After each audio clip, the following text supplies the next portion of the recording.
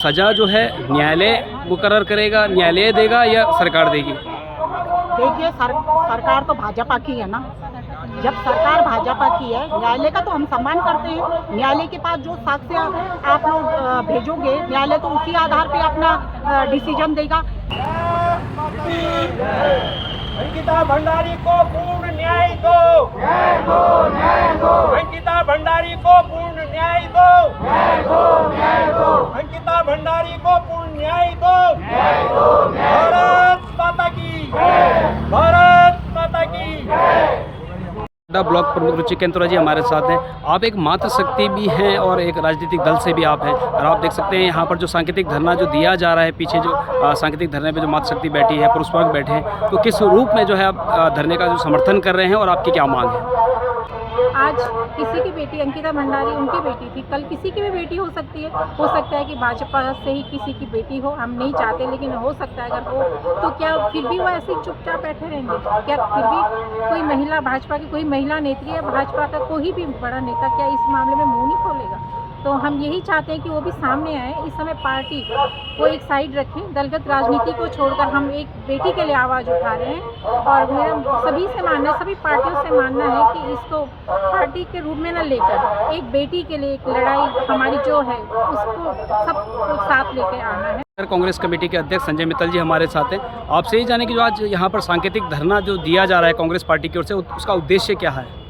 आज कोटद्वार महानगर कांग्रेस ने धरना दिया है। महामहिम राज्यपाल को एक ज्ञापन देंगे, हम उनको बताएंगे कि किस तरीके से आज से लगभग 3 वर्ष पूर्व उत्तराखंड की बेटी को कुछ लोगों ने किस तरह से मारा। उसके खिलाफ जो फैसला आया, उस फैसले में पूरे उत्तराखंड के लोगों को उम्मीद थी कि फांसी की सज़ा मिलेगी। फांसी की सज़ा नहीं दी गई, बल्कि उनको उम्र कैद दी गई। और हम चाहते हैं कि इसके अंदर जो मसला था, उसके अंदर मेन बात ये थी कि ये दर्शाया जा रहा था कि इसके अंदर कोई वीआईपी है जिसके द्वारा कि जिसकी वजह से सारा घटनाक्रम हुआ। लेकिन उस पूरे घटनाक्रम में, पूरे फैसले के अंदर कहीं भी उस वीआईपी का नाम नहीं उजागर हुआ कि किसके कहने पर ये जो सब बातें हुई।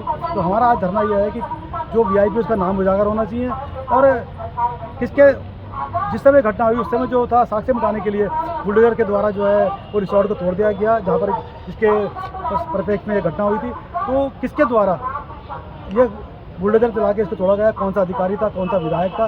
तो हमारा आज यही कहना है, हम महामहिम को ये कह रहे हैं कि इस संज्ञान लें और कम से कम उसको आगे की कोर्ट में फांसी मिलना चाहिए जो अक्यूज्ड है, और वीआईपी है उसका नाम उजागर होते हैं, उनको भी सज़ा मिलनी चाहिए। और जिन लोगों ने पूरे रिसोर्ट को छुड़वाया, किस मकसद से छुड़वाया, उनको भी बराबर की सज़ा मिलनी चाहिए, उनका नाम उजागर। पूर्व ब्लॉक प्रमुख और जो वरिष्ठ नेत्री कांग्रेस की जो है हमारे साथ हैं, गीता नेगी जी, आइए उन्हीं से जाने जो ये सांकेतिक धरना यहाँ पर चल रहा है, किस रूप से आपका समर्थन है और क्या आप लोगों की विशेष करके मांग है?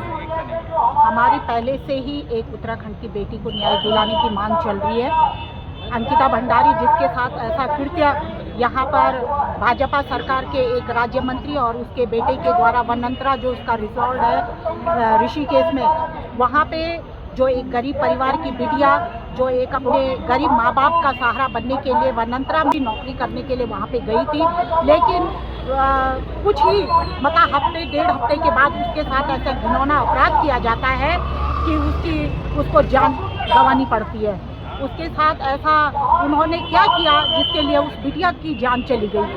और जो भी अपराधी आज जो पकड़े गए हैं, जिसके लिए सरकार कहती है कि हमने दोषियों को आजीवन कारावास की सज़ा दे दी है, लेकिन आप उस वीआईपी का नाम क्यों नहीं बताते? क्यों नहीं उस वीआईपी का नाम उजागर होता है, जबकि वो उसी भाजपा सरकार का कहते हैं उसमें संगठन का नेता है, लेकिन आप उसका नाम उजागर नहीं करते हैं। ठीक है, न्यायालय के सामने आपने जो भी साक्ष्य दिए हैं, न्यायालय ने उस आधार पे उनको आजीवन की सजा दी, क्योंकि जो न्यायालय का जो आदेश होता है, कोर्ट का जो आदेश होता है, हम उसका सम्मान करते हैं। लेकिन आज भी उस बिटिया को, उस परिवार को पूर्ण रूप से न्याय नहीं मिला।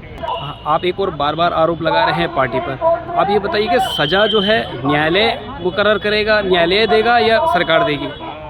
देखिए सरकार तो भाजपा की है ना।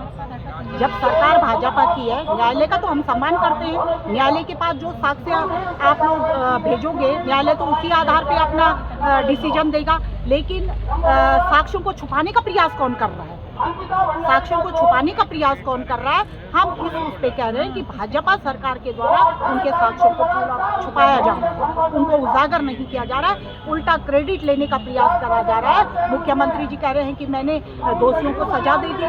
क्या एक आजीवन की हो तो कल छूट के उनको आ जाएंगे?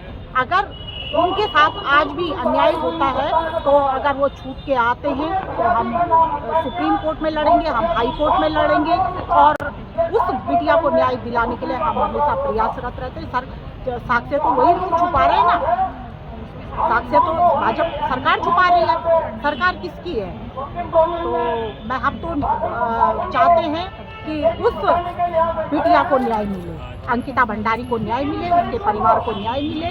नहीं तो न जाने कितनी अंकिताओं के साथ ऐसी घटनाएं घटती गई हैं और आप देख ही रहे हैं कि आए दिन कोई न कोई घटनाएं हमारी बेटियों के साथ, हमारी छोटी छोटी बच्चियों के साथ हो रहा है। तो हम चाहते हैं आगे अगर एक बार दोषी को ढंग से सजा दे दी जाएगी, अगर सरकार चाहती है कि दोषी को सजा देनी है तो ऐसी सजा दी जाए जो दोबारा ऐसे कृत्य करने के लिए कोई कांपे। आपका कहना है कि एक ऐसी सजा दी जाए जो एक नजीर एक बने, ताकि जिसको देख करके हर कोई कांपे, हर कोई डरे और ऐसे अपराध ना करे। उनके अंदर दहशत हो कि हाँ भाई ये काम नहीं करना चाहिए। लेकिन क्या है, वही घटनाएं घट रही हैं आए दिन। आप देख लो प्रदेश के अंदर कैसी कैसी घटनाएं घट रही हैं। आप आए दिन, आप तो एक पत्रकार हमारे भाई हैं, आप जानते हो।